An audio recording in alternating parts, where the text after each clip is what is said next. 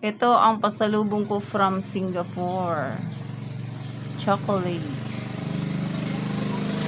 Yan, chocolate from Singapore.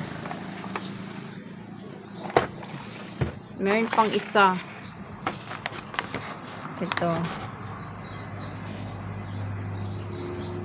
Salted egg. Yan ang mga pasalubong ko from Singapore. From my daughter and Emil. And also this one, ref magnet. Ang dami ko ng ganito ba, ref magnet. Yung una sa Hong Kong. Ngayon Singapore na naman. Ayan. So ito. Ngayon lang nadala ito.